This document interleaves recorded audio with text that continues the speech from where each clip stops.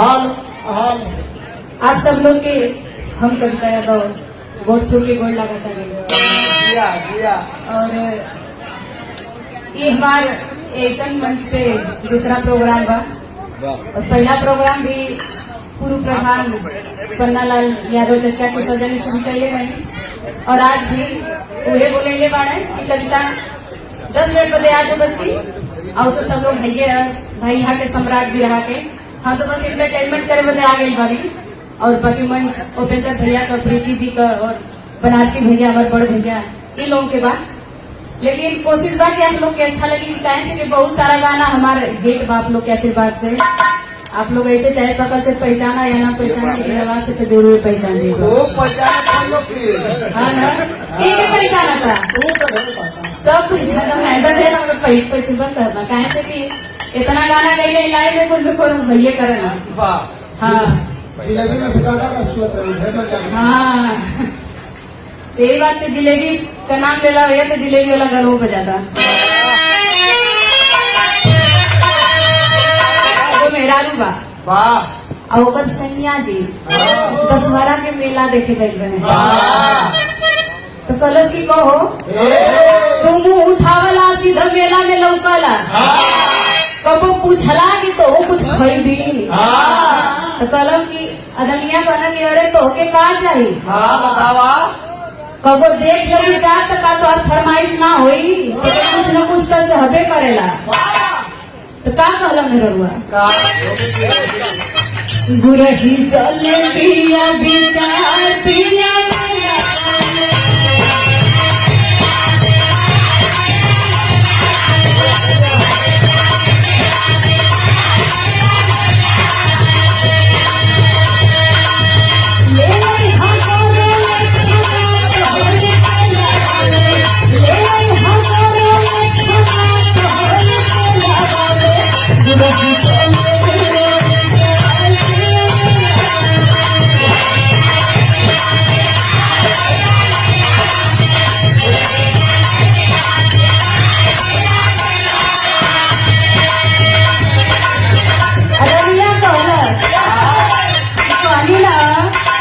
छोटी का हटा बची भी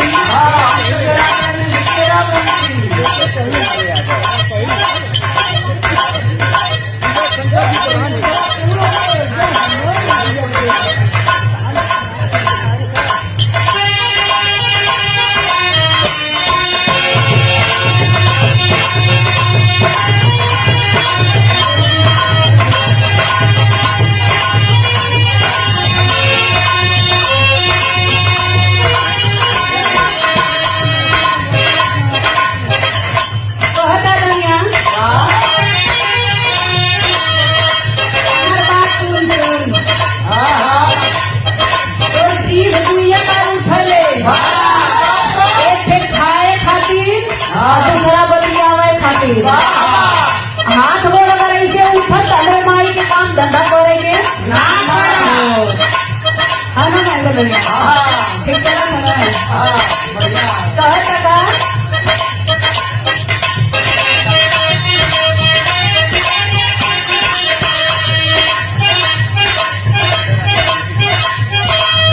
ठीक है तो पानी ले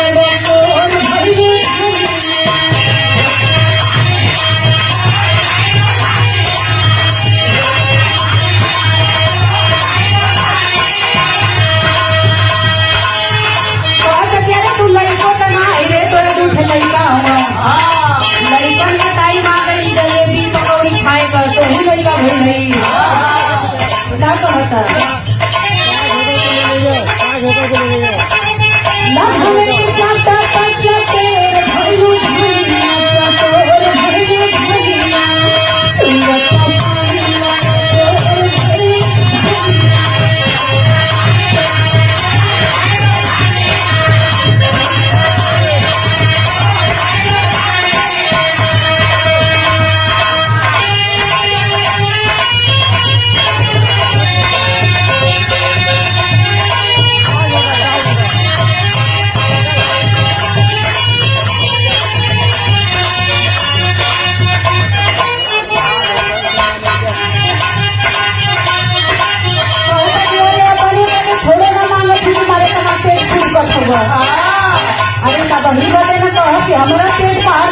के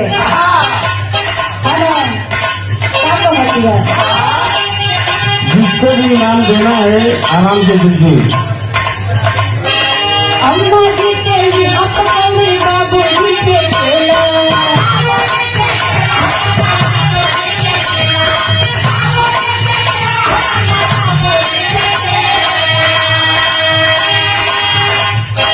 देवर जी के खेला सखी नंदो जी के खेला,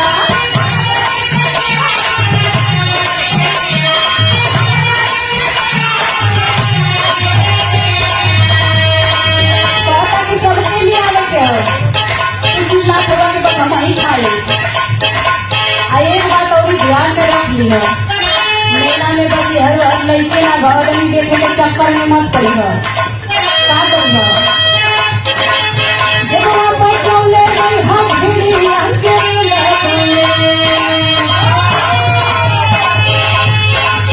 जब आप चले गए हम भिड़िया के लगले, भिड़िया के लगले,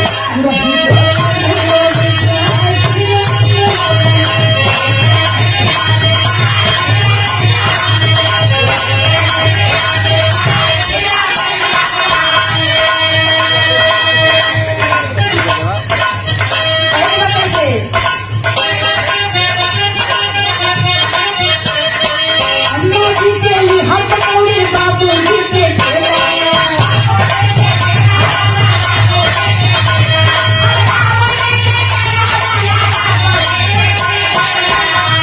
और जो भी मोबाइल वाले हैं थोड़ा अगल बगल से ले।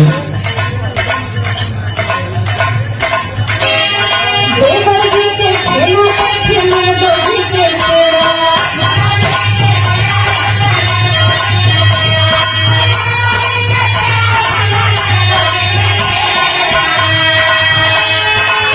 जब आप चले गए हम भिड़िया के लगले, भिड़िया के लगले, बुढ़ी चल गई भिड़िया के लगले।